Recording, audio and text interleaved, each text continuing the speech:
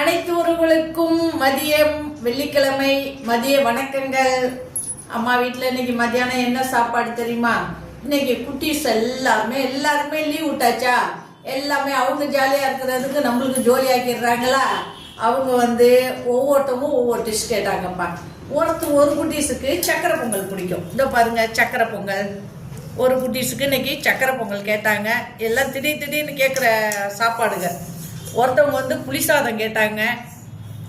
புளிசாதத்துக்கு தொட்டுக்க ஒருத்தவங்களுக்கு முட்டை கிரேவி வேணுமா, இதோ வச்சாச்சு முட்டை கிரேவி. ஒருத்தவங்களுக்கு முட்டையிலேயே கோலா உருண்டை வேணுமா, இதோ செஞ்சாச்சு முட்டை கோலா உருண்டை. இதோ பீட்ரூட் பொரியல், ஒயிட் ரைஸ், ரசம், ஊறுகாய். இதுதான் நம்ம வீட்டு மதியான சாப்பாடு. இது குட்டீஸுகளுக்கு நம்மளுக்கு எல்லாருக்குமே இதுதான். லீவு நாளுங்கிறதுனால திடீர்னு ஒரு ஹோட்டலில் ஆர்டர் போடுற மாரி பசங்க உட்காந்துக்கிட்டு அது வேணும் இது வேணும்னு ஆர்டர் போட்டுக்கிட்டு இருக்கிறாங்க.